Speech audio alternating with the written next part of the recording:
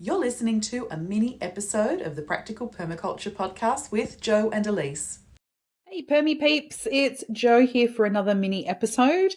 And this one is Permaculture Principle number 7, Design from Patterns to Details. Now this one can be a little bit curly when you first hear about it. I know when I first looked at this one and tried to wrap my head around it and researched it, I found there were some quite confusing explanations out there.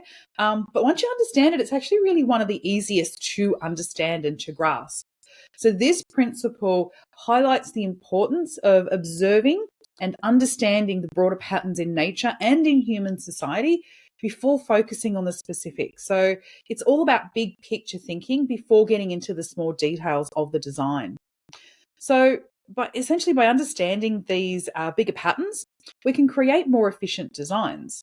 Patterns are everywhere, they're inherent in nature, and they manifest as habits in our own lives, in our own personal spaces. So think about branching of trees to the flow of rivers to, the shape of a leaf. So nature operates on a series of predictable patterns, and by observing these patterns, we can apply similar designs to our permaculture projects. So this principle encourages us to take a step back and observe. So there's that observation again, the larger picture, and then we work our way down to the finer details of things rather than starting there. So I'm going to give 5 examples, and this time when I give examples, I'm actually going to give the context, the pattern, and the details, and I think that'll really help to explain what designing from patterns to details can actually mean. All right, so number 1, let's think about a garden bed layout. So you want to design a new vegetable garden, let's say. So the patterns is observing the sun's path and the prevailing wind direction. So think site sector analysis. So that's where you're actually going to see those patterns really start to come up. And then the details, then you start to look at, all right, well, now we can place taller plants like corn or trellis beans on the northern side or the sunny side, northeastern side, to avoid shading out the shorter plants. And of course, I'm talking from the southern hemisphere here, so it's the opposite if you are listening in the northern hemisphere. It's designing windbreaks, with maybe hardy shrubs, or even putting up, like we've done here, putting up shade cloth to act as a windbreak before the shrubs actually take hold, because otherwise you can, have shrubs that don't grow terribly well, like I did.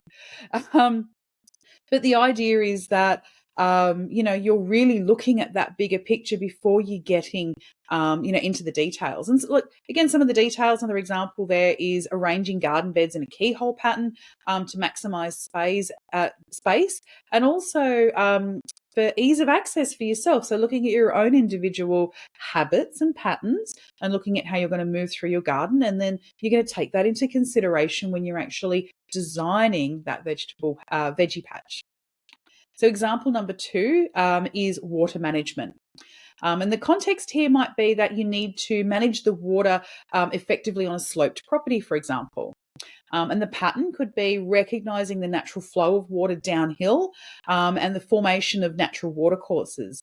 And, you're also then looking at your neighboring properties. You're looking at water catchment areas. You're looking at how water's flowing into your property, not just through your property or on your property. So the details, though, so that was a pattern. The details could be to implement swales. So they're obviously, swales, ditches on contour, to capture and slow the water down. So you're going to slow it down, you're going to sink it, via your swales. It could be to design ponds at a strategic point to store excess rainwater. It could be to use mulch and ground covers to reduce evaporation and improve water retention in the soil that way.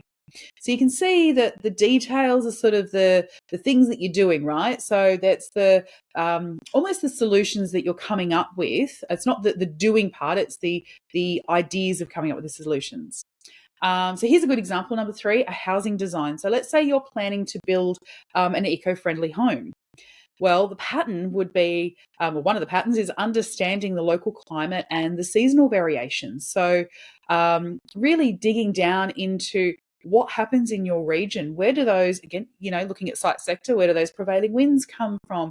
How are you going to be accessing your local community from where you are? Do you need to, put access to the house in? There's so many different things. But it is considering, again, that the bigger picture for the property. And the details then could be things like incorporating passive solar design, large windows on the northern side and shaded verandas and things like that on the western side, utilizing the thermal mass like brick or concrete to absorb or release heat. It could be using natural ventilation patterns by positioning windows and vents to promote airflow in specific areas. So it could be promoting cooler airflow in summer and warmer airflow in winter.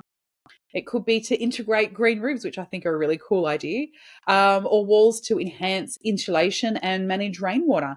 And potentially not, aesthetically it might look good too, but you might be able to grow some food, on your green roof or on your wall as well. So it's multifunctional. So you can see that the details are how are we actually going to go about doing these things rather than looking at that bigger picture. And example number 4, access and movement through your property. So the context here is you need to you want to design some paths and access points on your property. So you know that, the context here is that you need to be able to move through your property in a particular way. But the patterns are going to be to observe the natural movements and the habits of frequently used routes. So that's going to actually tell you how you move through your property. And then looking at your details, you look at designing the main paths to follow natural contours of the land, maybe, because this is going to help reduce erosion and make walking easier. You're not going to be slogging it up and down hills. You're going to place access points like gates and entrances at logical points that align with natural entry paths. So again, looking at how you flow through your property. Just because something, might look good on paper doesn't necessarily mean that that's going to work for you actually out in the garden when you're moving through the garden. It could be to create a network of paths that connect key areas. So the garden, the house, water sources, your compost, your mulch piles, the chicken coop, the veggie patch, all of it. And avoiding steep slopes and areas prone to waterlogging. I think that that explains it quite well. And I think this is the last example, number 5, community design. So the context here is developing a community garden or a shared space. So that's your bigger picture. The pattern is observing the social interaction and movement patterns of people. So how are people actually going to use the community garden? Because not all community gardens get used the same way. So thinking about what are going to be the bigger picture needs of the individuals. So the details here are designing paths and gathering areas that facilitate social interaction and community building, and also allowed for people who have diverse maybe accessibilities or a range of different diverse abilities to be able to come along and interact in that space comfortably as well. It could be like place communal resources like tool sheds, compost bins, water sources at central and easily accessible points for everyone. So, no one's sort of having to, hike past the blackberry bramble to go and turn the tap on. It could be to create zones for different activities, so quiet areas for relaxation, open spaces for events, and maybe even segmented plots for individual gardening as well, if that's what it calls for. So you can see that by designing from patterns of these bigger pictures to the details, to the specifics, we align our efforts with the natural order of things and the social behaviours, creating systems that are both efficient and sustainable. So really this principle does remind us to take time and to observe, to understand and appreciate the broader patterns at play before we jump into the finer details. And I know that, look, I've been totally guilty of this in the past where, I've really thought that I understood something and I've jumped into the details and come up with solutions and implemented them and went, hang on, I didn't actually really look at how the pattern of that particular scenario was so critical. So I've definitely learnt my lesson there.